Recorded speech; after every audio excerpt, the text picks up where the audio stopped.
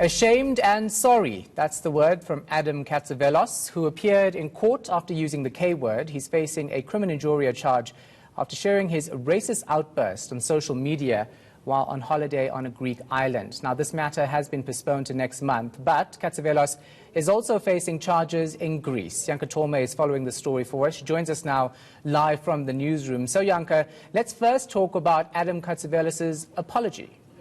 Yeah, Shahan, quite unexpected that he decided to speak to the media shortly after his second appearance. We were standing outside the courtroom when we approached him, and he said he didn't want to speak to the media, but then his lawyer did encourage him to just say something. And that's when he basically described it as a moment of madness, something that he is deeply ashamed of, but also that is why he says he is in court to face the consequences of his actions. Madness that I had last year. I'm completely embarrassed and utterly ashamed at what I did and what I said, and I express my sympathy and sorrow to anyone who upset and whose dignity I harmed. I had no intention of doing any of that, and I'm here to face my consequences, and I'm really sorry about any harm that I may have caused him. So what's the reaction actually been to his apology?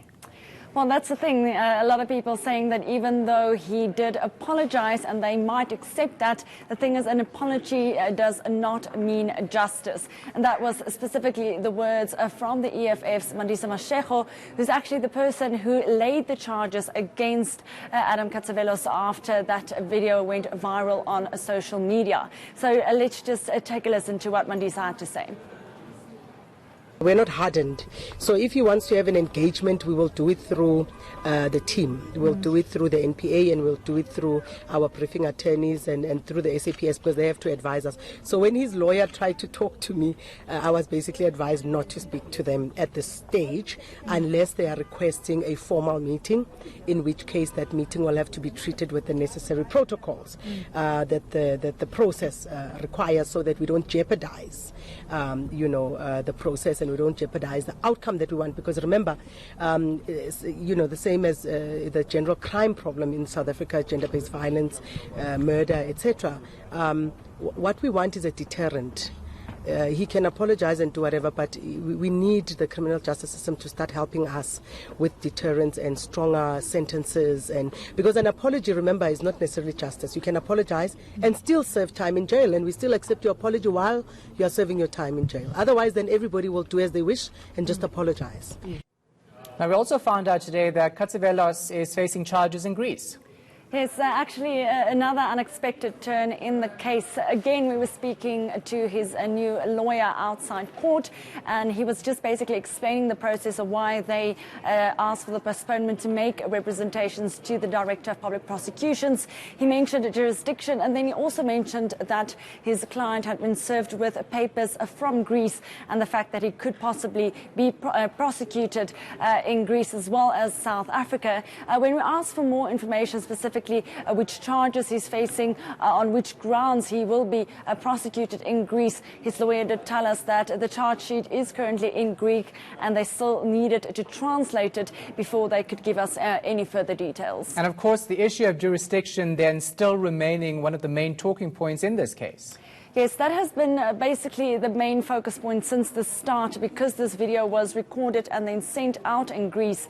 Usually in our law, that would mean that the accused would need to be prosecuted in the country where the crime was committed. But according to the NPA, their legal team has been briefed on the issue of jurisdiction, and they are ready to argue this in court.